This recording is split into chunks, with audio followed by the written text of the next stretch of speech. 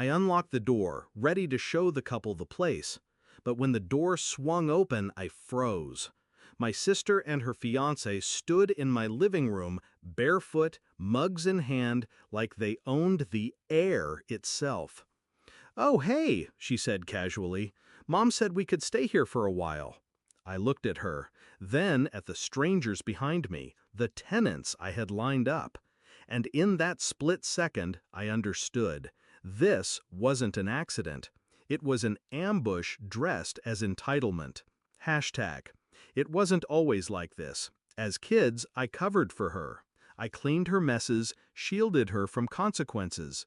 She repaid me with laughter, inside jokes, secrets shared under blankets. For years, I thought she loved me. But patterns repeat. She stole clothes, money, even friends. And Mom never punished her.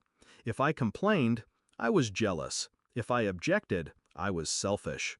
Somewhere along the line, I stopped expecting fairness. But I never stopped remembering. Hashtag. The first hint came weeks before. I had mentioned casually to Mom that I was thinking of renting out my apartment, make some income while I stayed elsewhere for work. Her response had been oddly dismissive. "Oh, don't rush. Maybe family could use it." I should have heard the warning in her tone, but I wanted to believe it was nothing.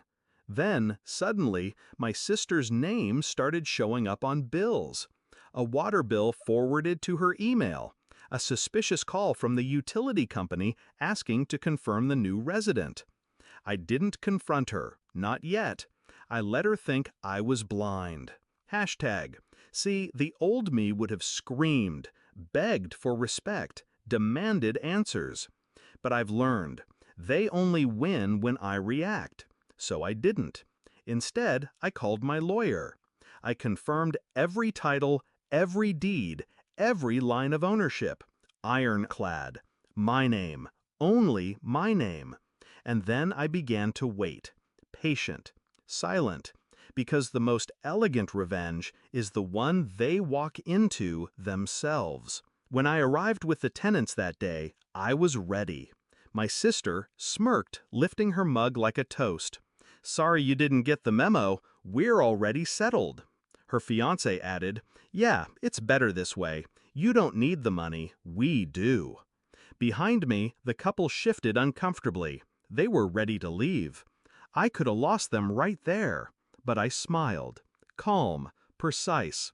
"Oh, you're staying here?" I asked. She nodded. Mom confirmed it. That word, confirmed, was my trigger. I pulled out my phone. One call. Speaker on.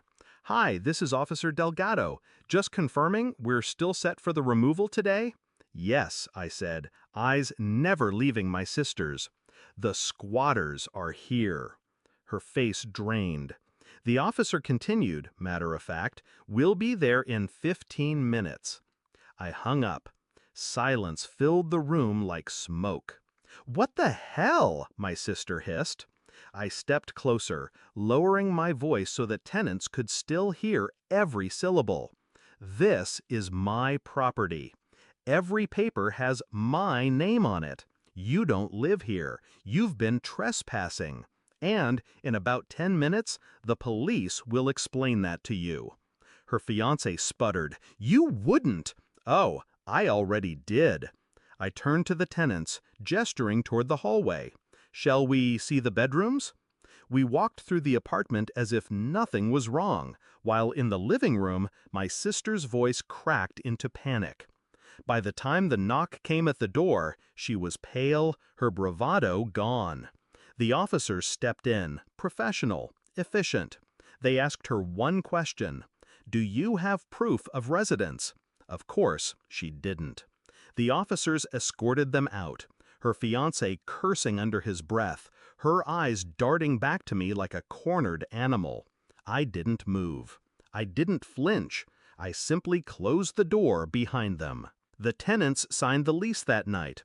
Over celebratory drinks, they joked about the family drama they'd walked into.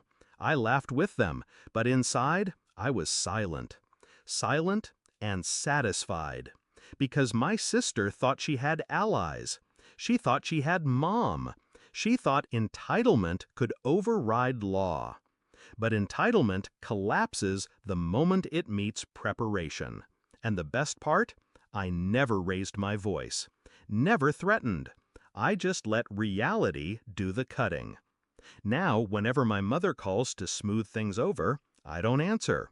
Whenever my sister rants in half-baked texts, I leave her on red. They wanted me to play the role of the quiet one, the accommodating one. So I stayed quiet. I stayed accommodating. Until it was too late. Final thought.